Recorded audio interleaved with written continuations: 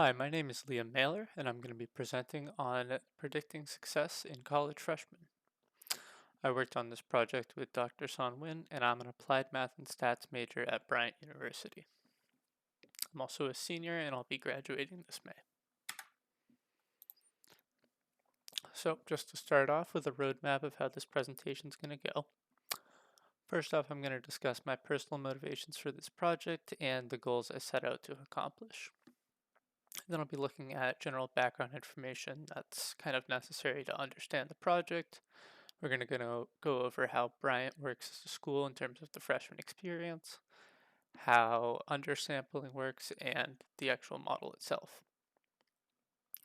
Then I'll be discussing my data preparation, so how I actually prepared the data for the model. Then I'll discuss building the model. We'll look at the results I got, and then we'll look at future improvements and potential implications of the model. So starting off with the main goal of the model, it was to identify students who fall into the bottom 10% of their year based on the first semester GPA. So that means if we were to take the current freshman year and we were to take all of their first semester fall grades, the students who had the worst overall GPA from that and fell into the bottom 10% of their year would be the target. And we're going to be predicting this based on demographics and academic performance. Another goal of this is to actually use the results of this model to help schools better allocate resources to students who might need them. So that means maybe we can get the students who we expect to struggle a little bit more help early on and potentially get them talking with tutors and academic advisors a little earlier. As far as my personal motivation for this project, I work with the Bryant Office of Planning and Institutional Research. So I see a lot of data about this kind of stuff, and I actually work with this stuff all the time. So I was able to access this data set, and I thought that would make it a very interesting project to work on. Along with this, I've seen many students struggle to adjust to college life. They tend to struggle for a variety of reasons, being academic, personal, just even, moving away from home, a little bit of everything, right? So it can be really helpful if we can actually identify these students and get them help earlier on. So that way they can be able to perform up to their standards and the school's standards as early as possible. Now going into a little bit of background information. I'm going to start off with how the Bryant freshman year works. So in general, we kind of go between four main things: the economics core, the gateway core, the student success courses, and freshman math classes. In terms of economics, every Bryant student has to complete micro and macroeconomics. So every single student in their first semester takes either micro or macroeconomics. This kind of takes up one of their five overall slots, and it's pretty consistent between everyone. Very few people test out of it. Then there's also the Gateway Core, which is a four-course core taken over the entirety of freshman year, so two classes each semester. Students typically take Global Foundations of Business, which is a introduction to business class where they have to write a business plan as a big part of a group, and it typically requires a lot of their time. Or they'll take Global Foundations of Character and Leadership, GFCL, which is a seminar class where students discuss just general ethics and critical thinking. And between those two classes, you take one each semester. Along with that, there's the English and Writing core, where every student takes either freshman writing or they take Intro to Literary and Cultural Studies.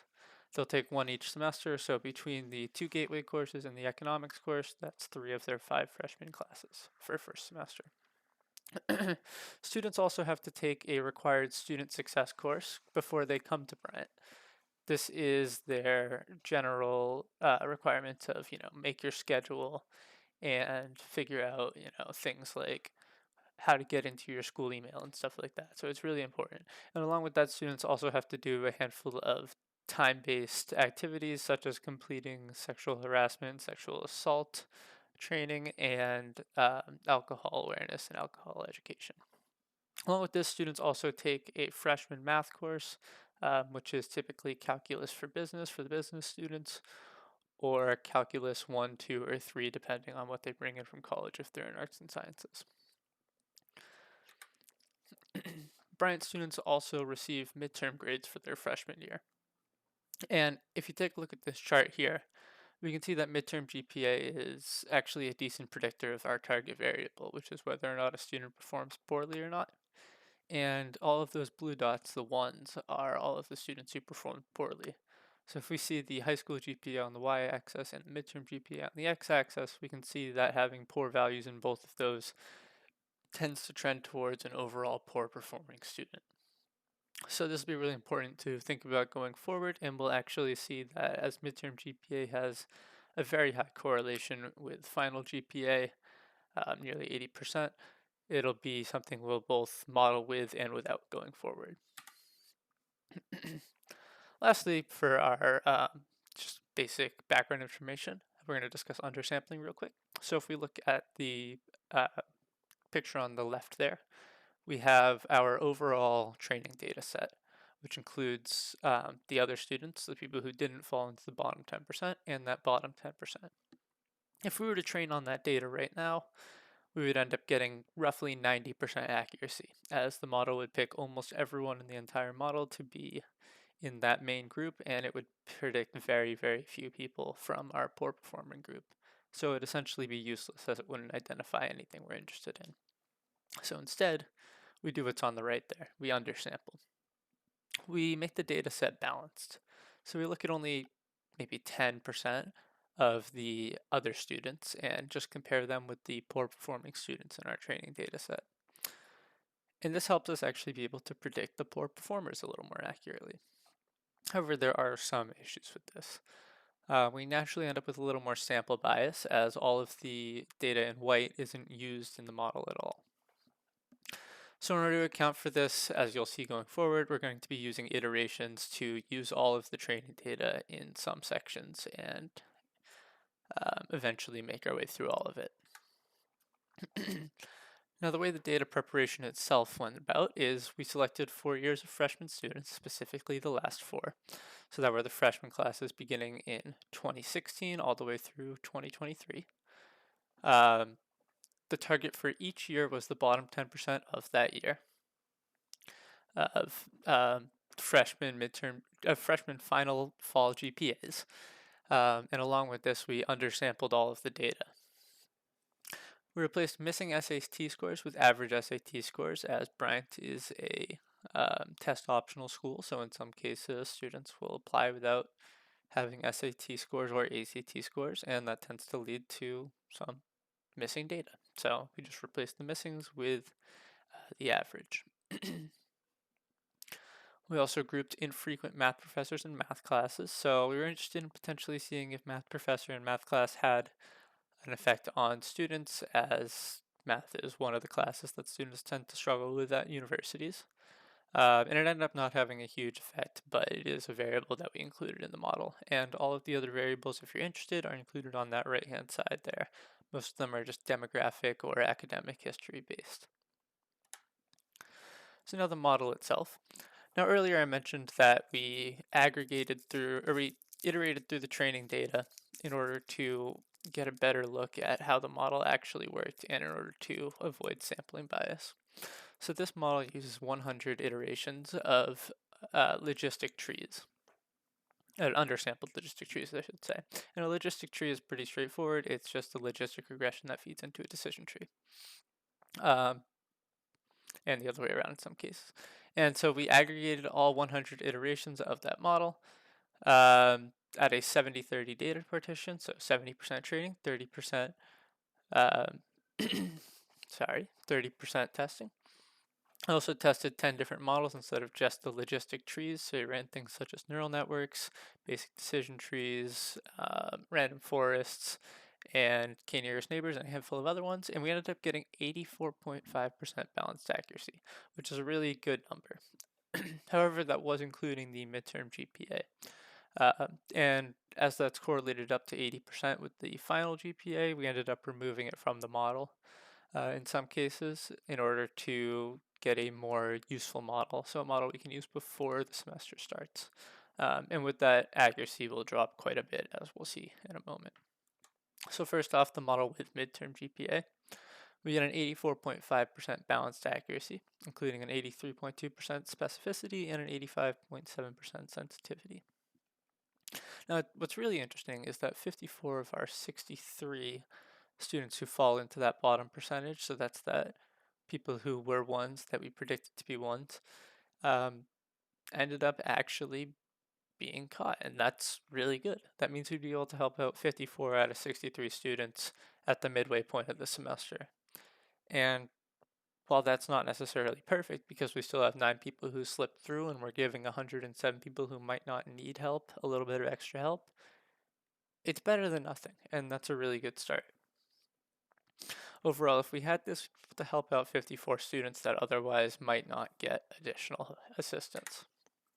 Now looking at the model without midterm GPA, we ended up with a 70.7% balanced accuracy, a 71% specificity, and a 70.4% sensitivity.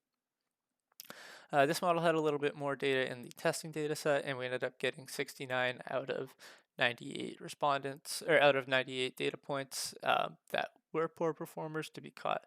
So while this isn't perfect, it's still saying we'd be able to help out nearly 70 out of 100 students who potentially needed help at the beginning of the semester. And that's still pretty solid. If we can help out 70% of students who need help before they actually show signs of needing help, that's really good, as it'll potentially help students keep themselves afloat early on. Now moving on to potential future improvements. Um, in general, it's something that I'd like to add is a little bit more variables that included students' pre-college performance. So things like family income or how competitive a student's school was would all be really interesting variables because it really helps to contextualize their actual performance, right? And their high school performance. I think it would also be very interesting to potentially look at things such as how many people are in their family, have other um, like children in their family gone on to participate in college, because all of that stuff is really important with how a student might perceive college or might put effort in towards college.